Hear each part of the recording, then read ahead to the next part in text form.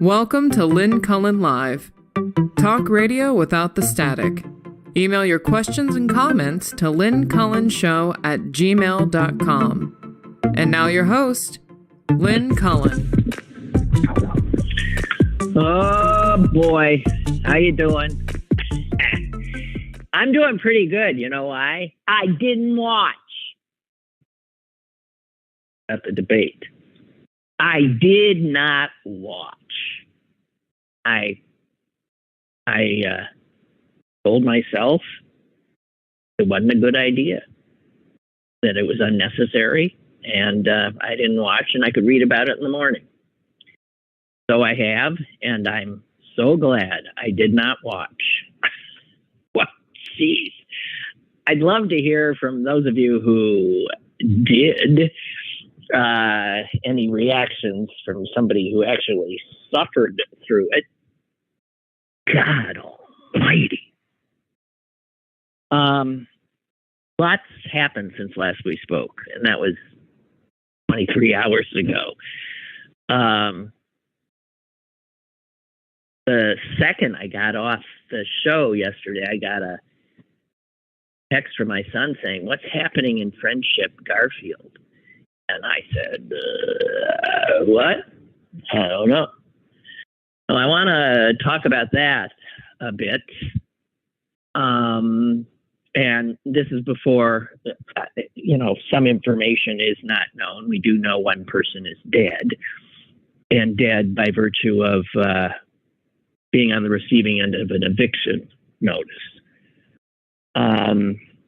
And that seemingly every police officer in Western Pennsylvania was involved. So there's that to talk about. There's the inevitable finally happened in pretty dramatic fashion, and that is Putin took out Prigozhin, or whatever his name is, and now we don't even have to remember it.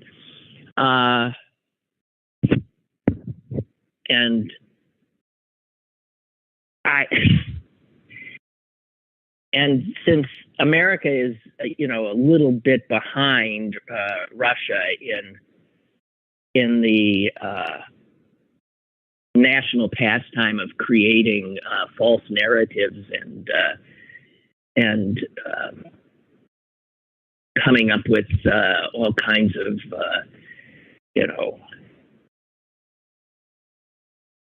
stories and that take one away from reality. I don't think for a moment that this is some kind of a setup. But all of Russia, they don't, imagine being a Russian citizen, although there are many Americans who are like this now too. A Russian never believes anything they hear. They never believe. So the plane comes down. It's said that, Prigozhin's on it. And immediately they start saying, no, he's not. No, of course he's not. If they're saying he is, then of course he's not.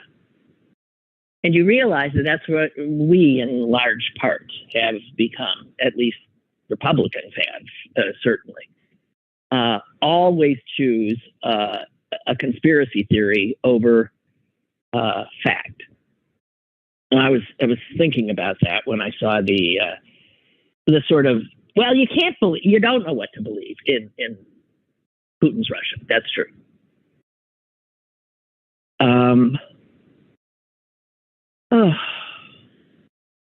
So there's all of that. And that just happened, Oh, I know what else happened. How silly of me to forget. Apparently, Tucker Carlson and the former president put out a pre-taped interview. And I, too, have not watched that, nor will I. Anybody? Again, I'm relying on some of you, either with more fortitude than I, to give me some, personal reactions, or did we all just say, screw it? the few things I've read and seen.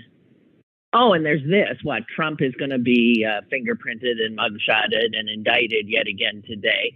I mean, it's insane to follow the news. It's insane to try to figure out what's important.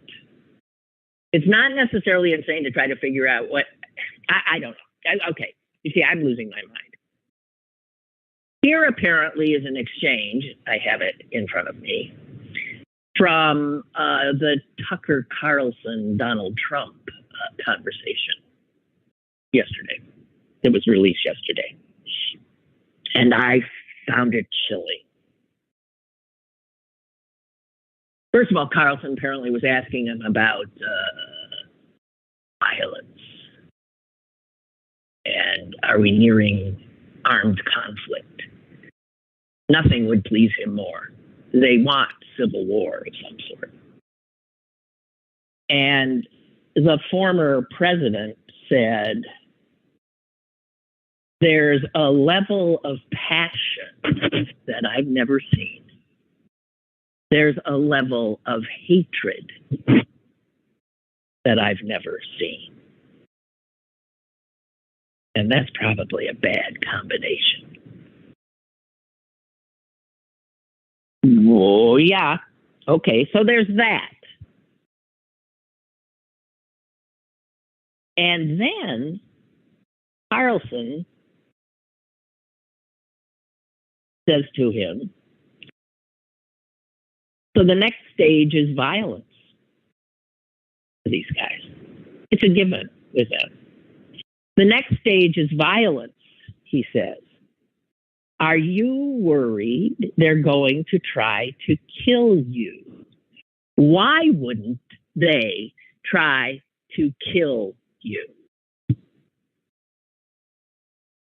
Now that, I admit, chilled me. Because we know that Tucker Carlson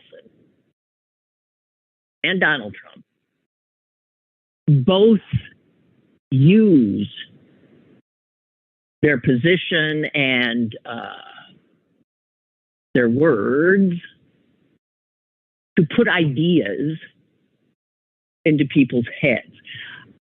When I heard Carlson ask Trump if he was worried he was going to be assassinated, I'm wondering, whoa, wait a minute. Is that Carlson? There could be a million things here, but this is where I start becoming like a Russian citizen. Is that Carlson putting the idea out there in the hopes that somebody will act on it? Because putting the idea out there, as these guys know, and as we've come to know, often results in somebody acting. So, are you worried that somebody will try to take you out?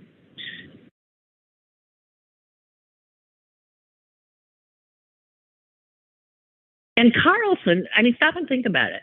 We know what he really thinks of Donald Trump. That we found out in the discovery stuff out of the Dominion trial. He hates him. Thinks he's a clown. Tucker Carlson might actually like the idea of Trump being taken out for a lot of reasons, including starting a conflagration that will, who knows, certainly he must be figuring accrue to his benefit. But also what they're putting out there, what he's putting out there by that, is, you know, if,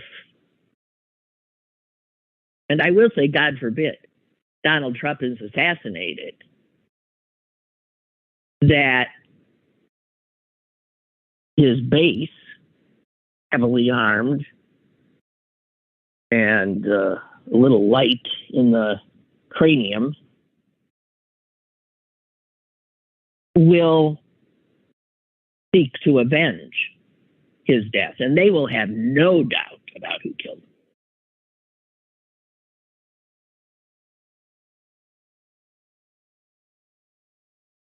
So I wonder what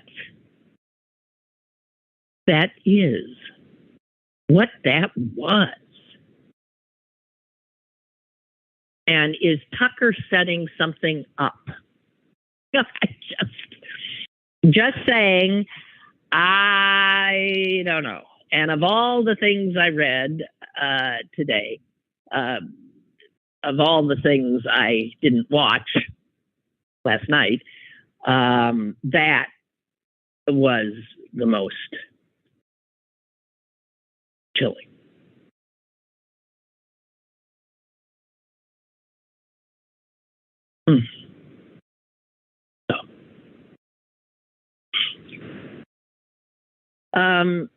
The debate, I don't know. What I've read, it just sounded, why even talk about it? Why even talk about it? Apparently, when asked to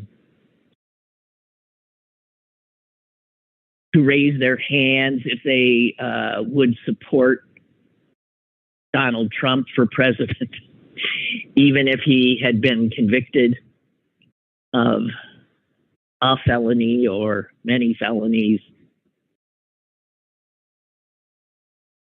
one hand just shot up, and that was this impulsive Ramaswamy or whatever his name is. And then very soon, I just saw the video. His hand shoots up, and right after him, all the three off to his left shoot up. And that's Nikki, I think it was Nikki Haley, Tim Scott, and I don't know, somebody. And then Ron DeSantis, who's in the middle, clearly looks around. That's a leader for you. Looks around, and then his hand goes up. And then Pence's hand sort of goes up. And then it looks like Christie's hand, looking a little cramped, kind of goes up. And then the only one whose hand clearly didn't anywhere move at all was way over there where Asa Hutchinson was. Wow. Just wow.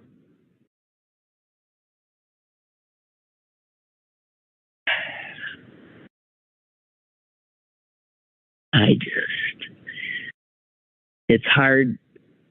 I mean, if I'd watched, I would have probably not slept at all. This is what has become of one of the two major parties in this country. And these are the people who want to lead it.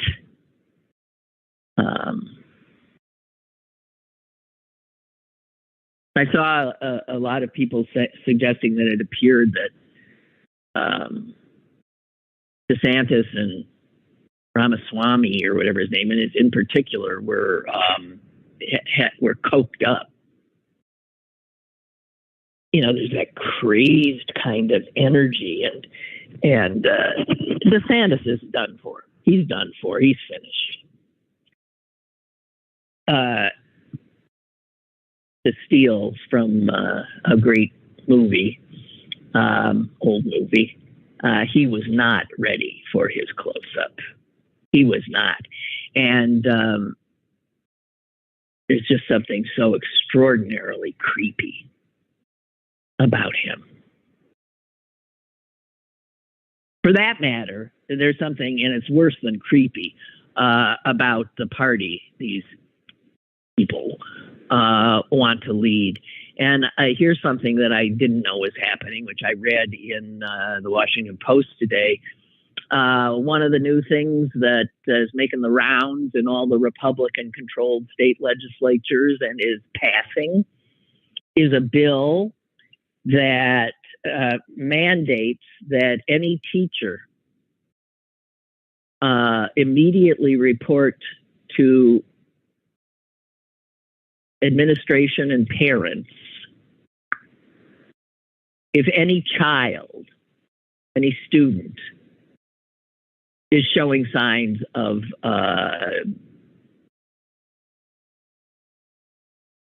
changing their gender identity.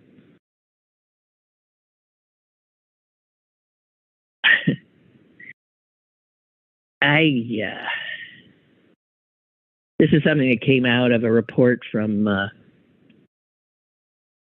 PEN America, which says that these bills have been exploding in popularity and become part of, on the Republican side, a concerted national campaign. And the critics of the bills, who are many, call them essentially what they are, forced outing bills. If a kid in any way confides to a teacher about being gay or having any kind of bodily dysphoria and struggling in any way, that teacher must, according to these laws, at risk of termination, notify the parents. The child asks, for a different pronoun. If a child says, I just don't feel, right in my skin, all of these are immediate now by law.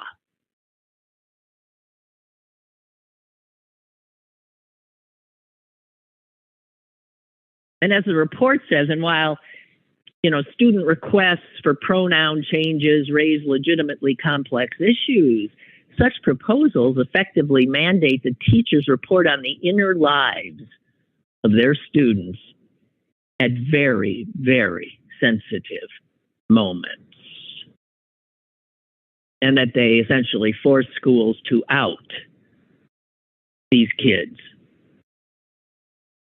And they require teachers to monitor students' gender expression. Stop and think about that.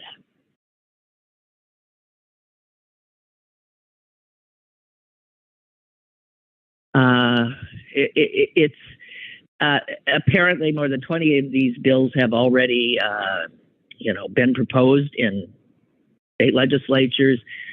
Indiana already passed one.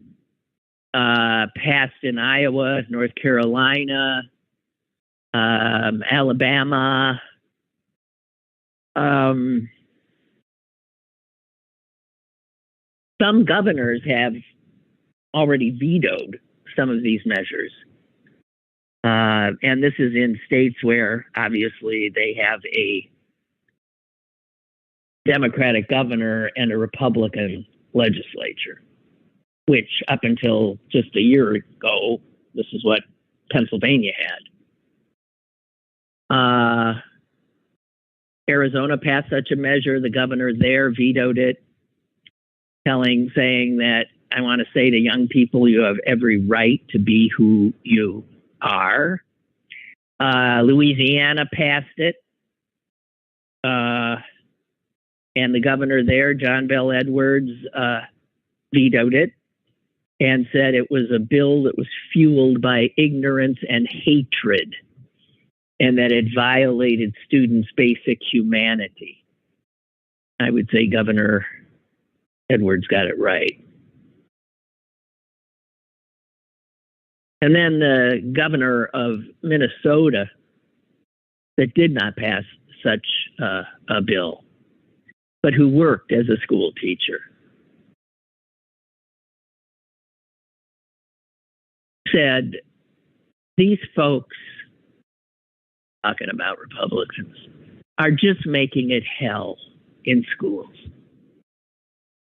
Hell for the teachers, hell for the students, these right-wing culture warriors are making a judgment that there's something wrong with students bringing their authentic selves to the classroom. And he said that, unfortunately, what they're doing will continue metastasizing. And they will continue to look for more enemies and people to take down or out. This is what happens when you head into these kinds of what on the right is viewed as a moral imperative to do this, but it's a moral panic. You just start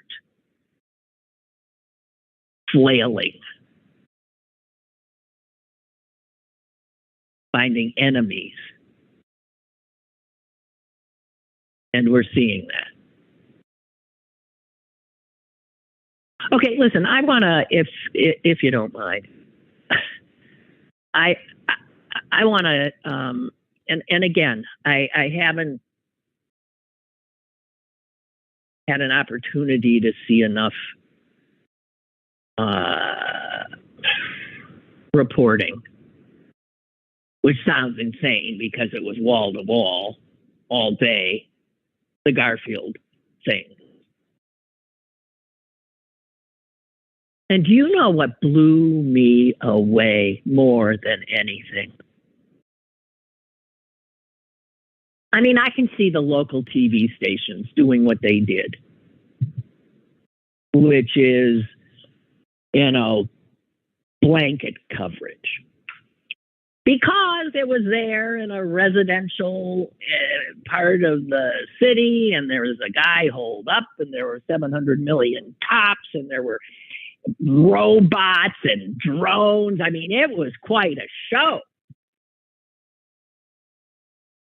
Man, this made the Chinook helicopters of the day before, and that little show that got put on, that training exercise, like, this was the real deal. And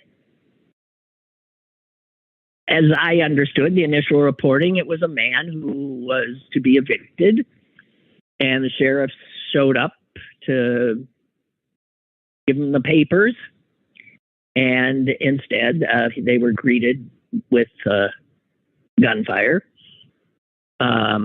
which they returned, and then the standoff began. The guy who was holed up was called a squatter in the reporting I was listening to. I stopped watching because it just was upsetting me. The huge one guy against, it just seems so crazy. And when I heard, did I hear right that he shot one of the drones out of the sky? I have to admit, I said, yes. I realized I was rooting for him. I have to tell you, I was. I just hey, man, I'm just another spectator. This was the show that was on TV yesterday.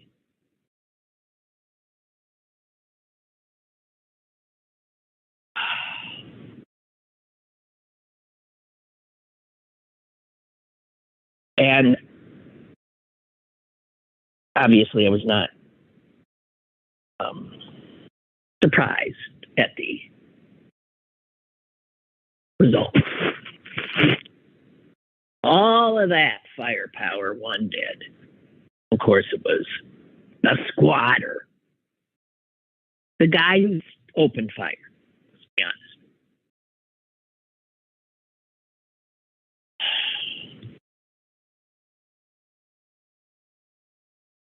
One of the things that blew me away, and this is an aside, I happened to, why was I watching that? I happened to watch because I wanted to see the local reporting on it, so I actually watched the TV local news. And I think I was watching Channel 11 because that's the station I sort of in tune to because of Jeopardy. This is why lead-ins to news shows are and shows following it are so important. That placement has a lot to do with ratings. And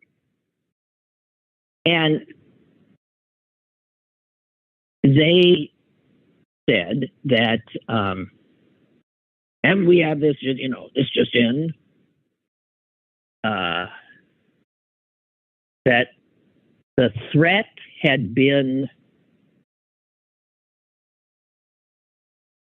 terminated. And what is the other word they use? The threat had been terminated, or something had been terminated, and other things, neutralized. The threat had been neutralized, and whatever.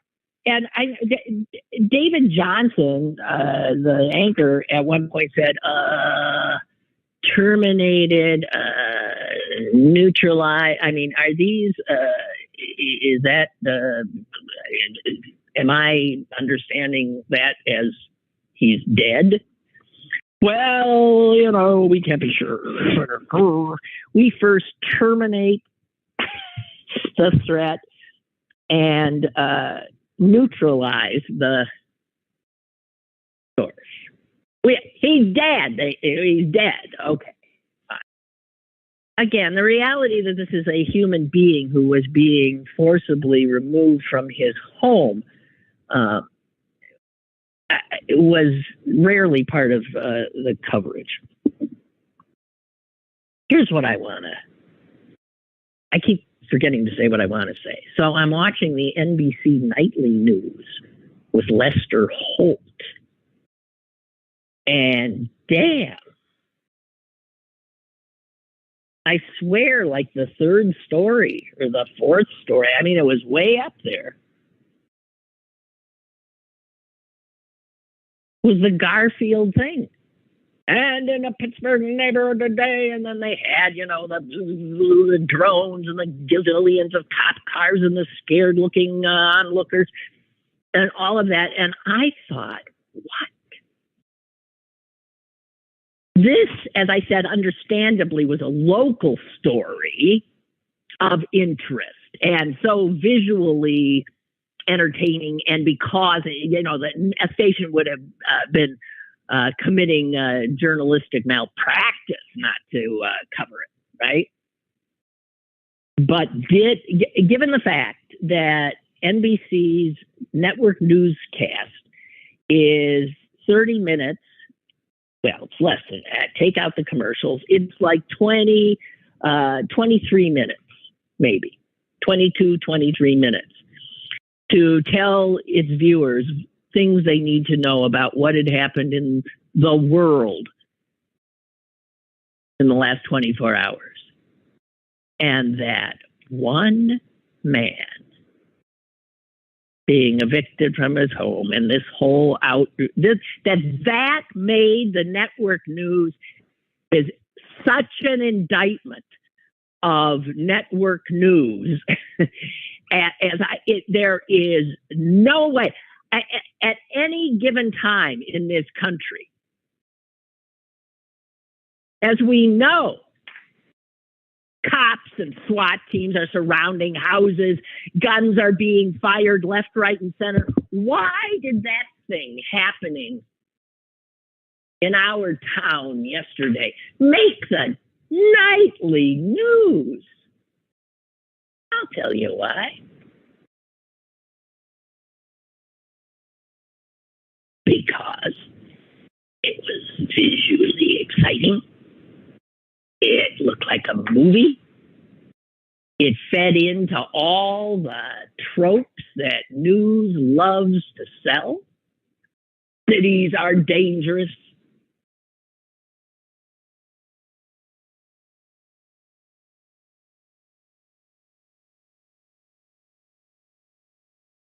Think of all the things that NBC's viewers should be informed about. That sure as hell wasn't one of them. Here's the other thing I want to ask, and I have no idea. Apparently, that home was sold to one of these We Buy Any Homes, one of these despicable capitalist vulture operation, preying on desperate people. And I don't know, is the dead guy's brother maybe, or father, not quite clear which, who sold. Needed some money maybe, I don't know. Somebody gave him $25,000. Now, the group that bought it, and here's where if I had a local newspaper at my fingertips, I'd be able to get it, some LLC in headquartered in one of Pittsburgh's suburbs, is in the business of, preying on desperate people, buying up real estate, and then, turning it around for a hell of a profit. I mean, Garfield, I got news for you, is a hot neighborhood now. It's hard to find good buys in Garfield now because it's the next target of gentrifiers. Not next, it's already well on its way. I don't know what condition that house is, but 25,000. Cheap as hell for a place in Garfield.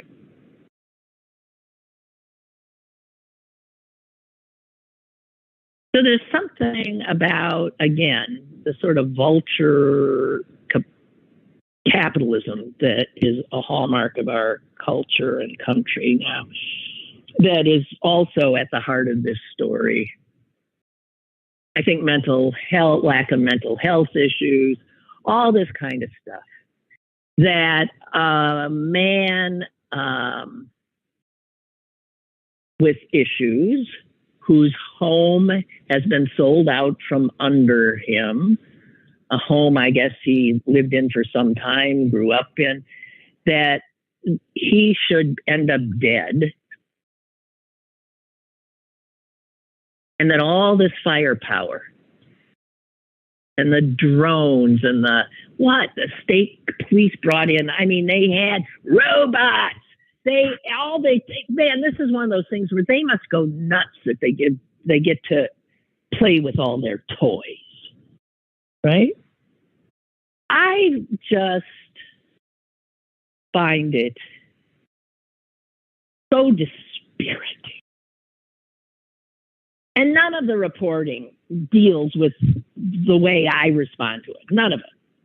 None of it. It's always just from the cop's point of view.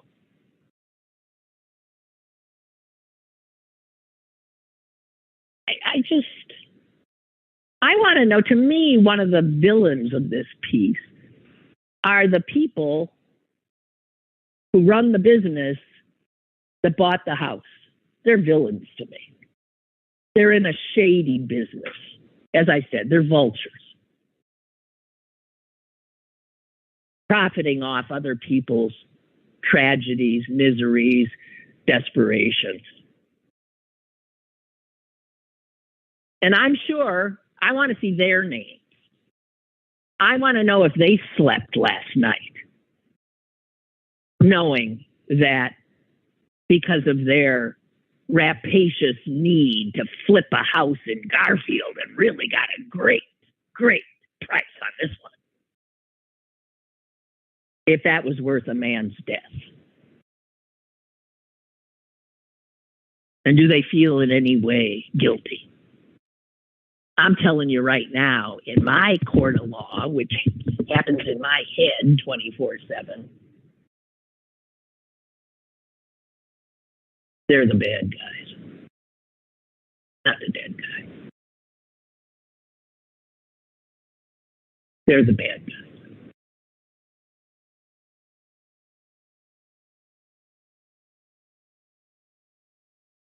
So I will look forward to learning more. It doesn't change anything.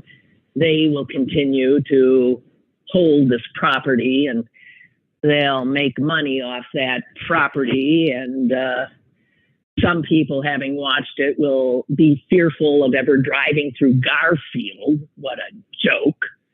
And much will be made of the gizmos that were used and the facts that no police were killed, thank God. But my Lord,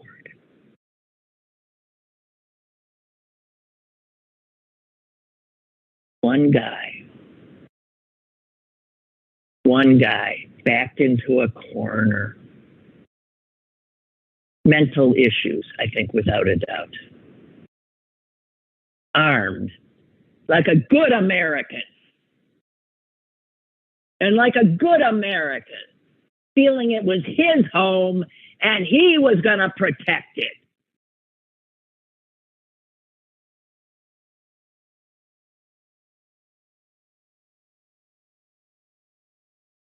But was arrayed against him. And look at all of us staring at the sky. It makes me puke.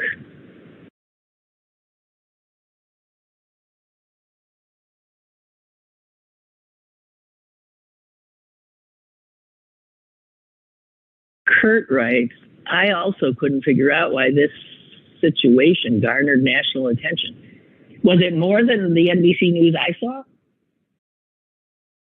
Did it make the other network newscast? I mean, stop and think about it. I mean, we have mass killings that barely make the news. Kurt writes, one of the stories I read indicated that Biden had been briefed on the situation. What? Why would you brief a president of the United States that an American had a gun and was shooting it? And that 500 million cops with every military gizmo known to man were shooting back like there was any question as to what the outcome was going to be. If you interrupted the president of the United States every day about a situation like that, why, he'd be up 24/7 and get no sleep, right? Makes no sense at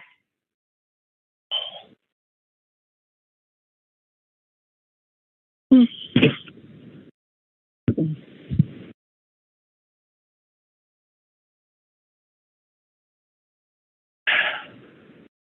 Where I get myself working.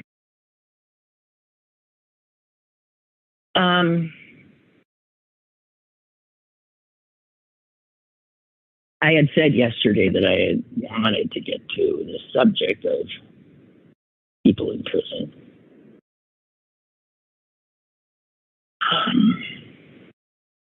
And I'm going to try to, just share some of this thoughts with you and not raise my voice, because it doesn't help. It doesn't help my blood pressure. It doesn't help make my point.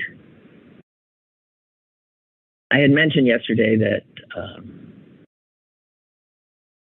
I had gotten to know, spend time with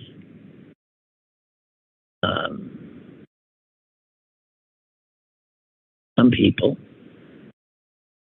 who had spent the majority of their lives in prison. Most of them were teenagers when they were convicted and sentenced to life. And right there, I want to stop and say that that's insane. That's insane that we sentence 16, 17, 18-year-olds, whatever, to life. They've barely begun their lives, and we terminate them.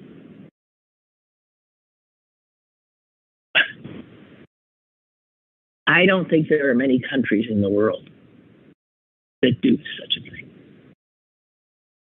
I'd be very interested to know.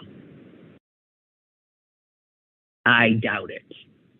is that there's something particularly cruel,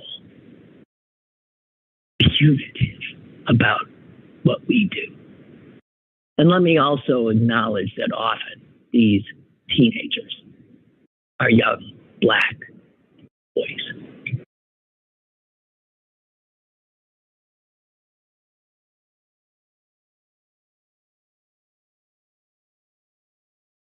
These men, and they're all men that I know.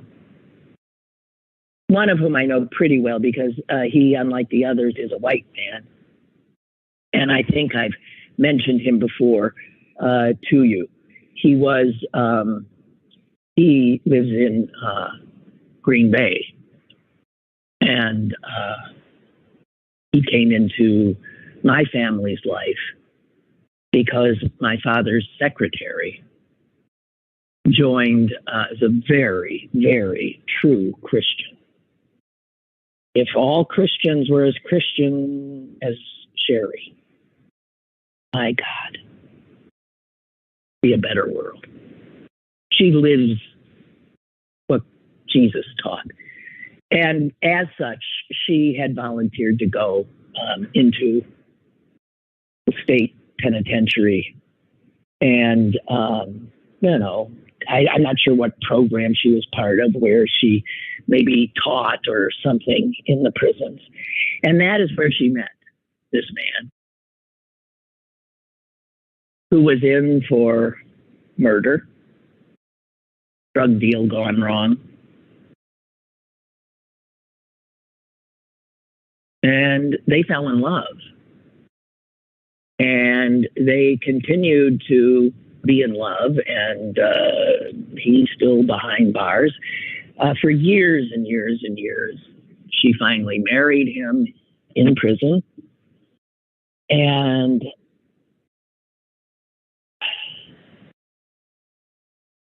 I know that my father was like, what? And then he got out. He'd been a model prisoner. He had educated himself. So if you ever talk to the guy, you'd think he was had a PhD in 5 different subjects. Because what are you going to do? You read.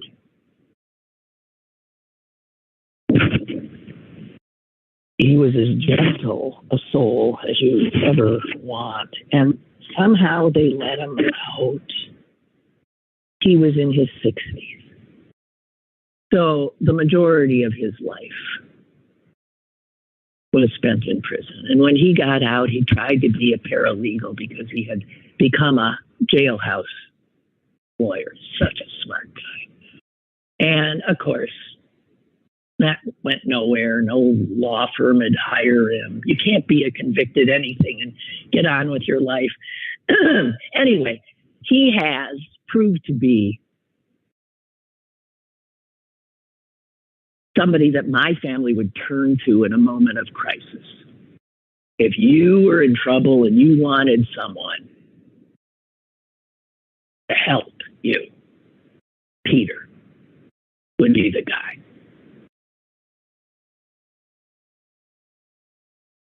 And I say this, and he's worked now in menial jobs, labor jobs, because that's also, he's got his own business, does a lot of stuff, does so much charitable work, it blows your mind, the two of them.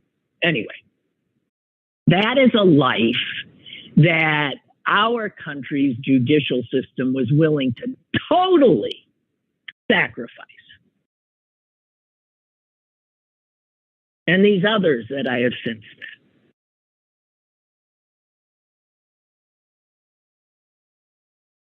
And this group that meets, it's under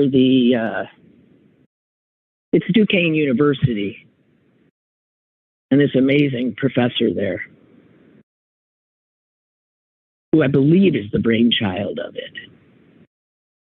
And it seems to exist in various iterations, and I believe I've talked about it before, that he has this class meeting on Zoom during the pandemic and even out of the pandemic, because the class is made up of prisoners at, I always want to say Western Penn, but that's not there anymore, right? It's SCI, whatever the hell it is. Yeah. So people who are in often for life, they're part of the class. Some Pittsburgh cops are part of the class.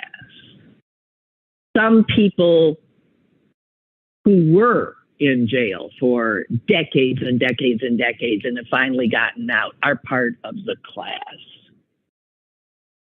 Students can be part of the class.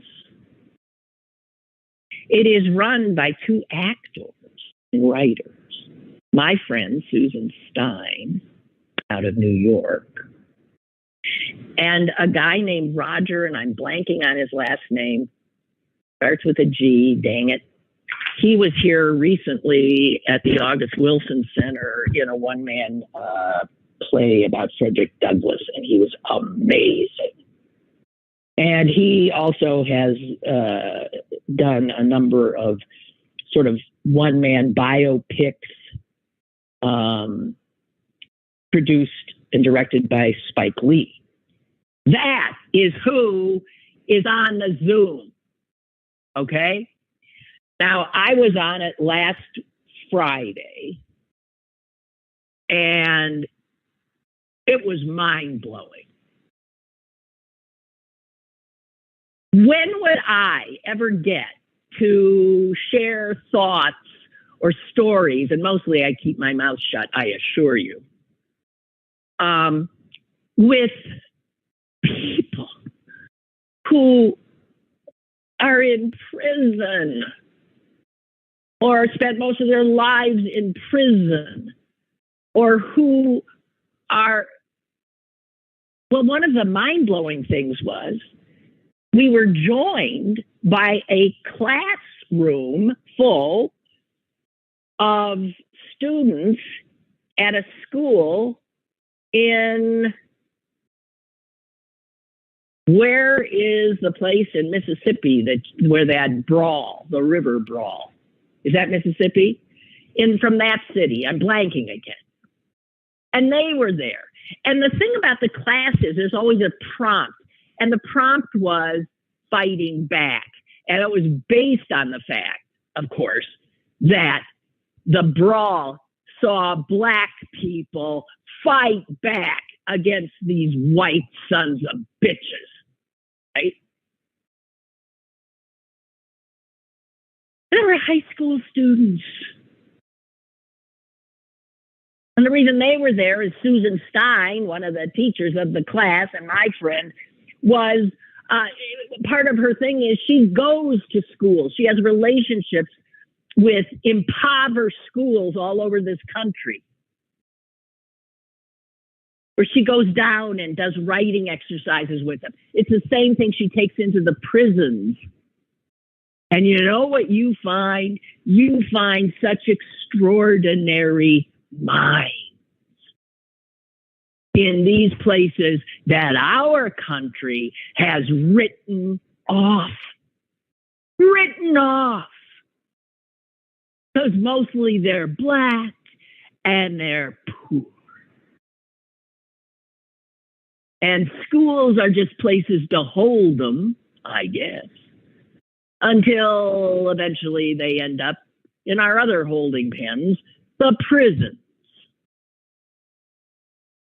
And when you see and hear the humanity, the brilliance, the artistry,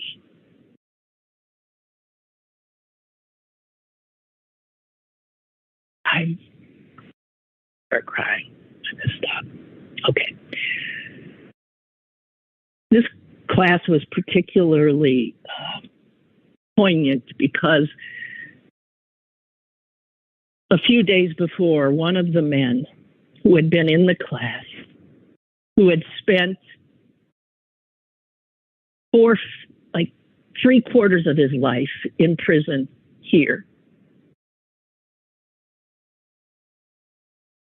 for a crime when he was 17 and a man was killed, and he did not kill the man.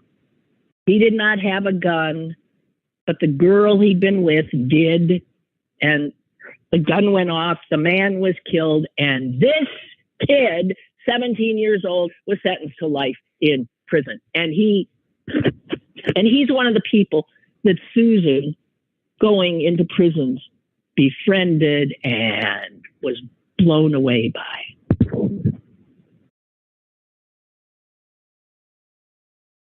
Somehow, because eventually sometimes these guys finally get out. They get out when they're in their late 60s. I think he was, I don't know, got out. Anyway, he had been found dead in his room a few days before, and the group that knew him were so grief-stricken they could hardly bear it. Because this man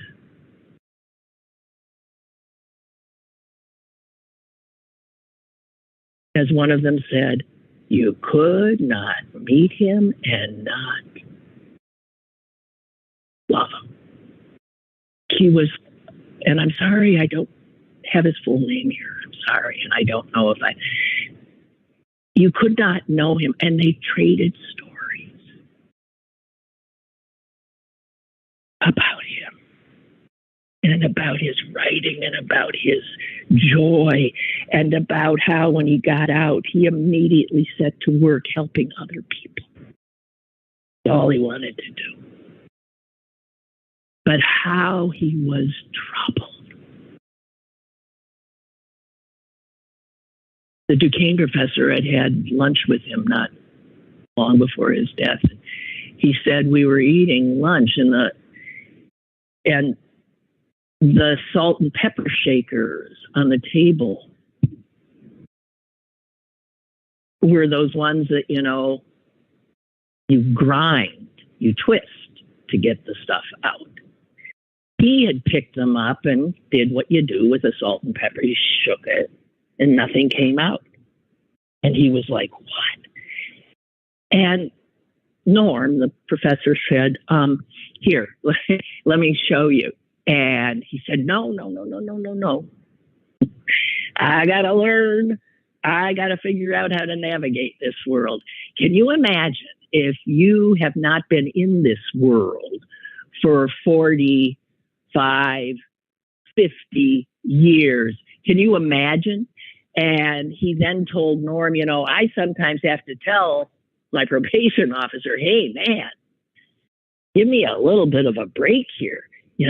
I'm not even sure how to cross a street anymore.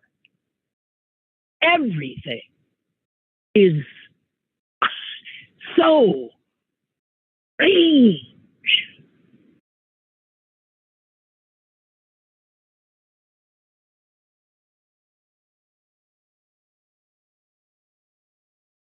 There was a story recently about how our prisons are just filled with old men. Shame on us. Truly shame on us.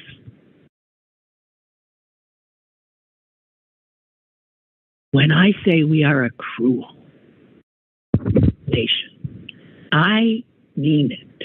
I mean that. And we don't even recognize it. We crow about what? Our exceptionalism. Much of our exceptionalism is cruel.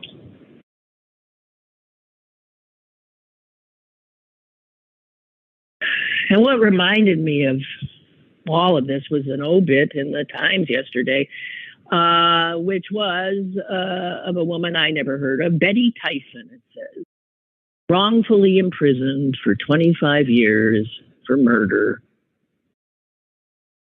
dead at 75.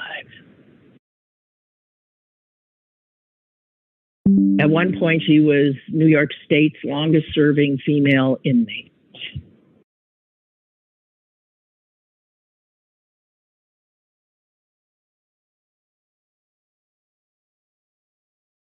She had one rough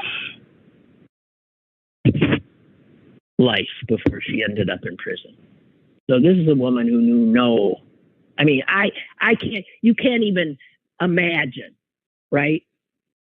When she got railroaded for this murder, she was a prostitute. She was a drug user. She was lowest of the low because she had never known anything but horror. She had parents who simply weren't there. She lived with 7 siblings. She was stealing when she was 8 years. By the time she was 8, she contracted syphilis at 13. She switched from Robitussin cough syrup to heroin about 13 too. She dropped out of school at 14 to escape her mother's beating. She married a guy named Arthur Tyson when she was 17. She had already been arrested 16 times for nonviolent crimes. She was divorced after 6 months. Then she ends up getting convicted of murder and said, that's a life, huh? Imagine that life. And the obit says this: prison might have permanently embittered her, but instead, she found religion. She cared for inmates with AIDS. She received a general equivalency diploma. She began an exercise program that earned her the nickname the Jane Fonda of Bedford Hills. She became an accomplished chef. She took photography classes, winning several competitions, qualified as a printer's apprentice. She had the ability to turn poison into medicine, to turn pain into celebration, to find a way in any system to outsmart it and not be beaten down by it. And those are the words of someone who befriended her in jail because she was doing what Susan Stein, my friend, does. She was teaching writing at the prison. And the person who said those words was the playwright Eve Ensler, famous for the vagina monologues. And I did not know this because when the Times quotes her, they first identify her as V, a capital V. The playwright formerly known as Eve Ensler. I didn't know that she changed her name to V. And so reading this, and that she gets out and she doesn't have that much time to enjoy freedom, and she dies. It reminded me of the pain I witnessed in last Friday's Zoom class.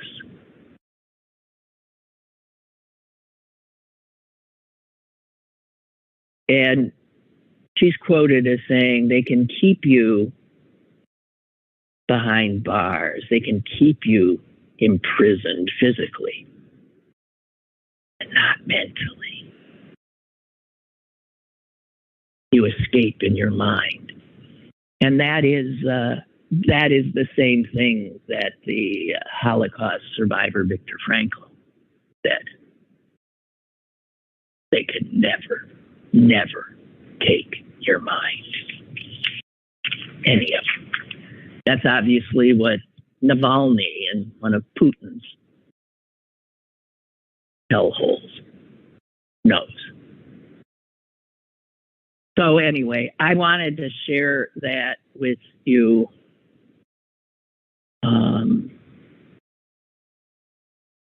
And I wish it was an issue that more people cared about or even acknowledged.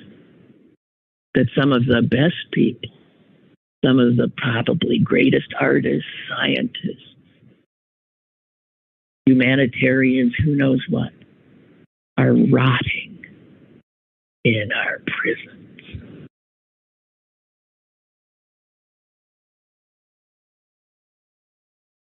Okay, not exactly uplifting, is it? But I needed to say it. Thank you so much, and I'll be back on Monday. Bye.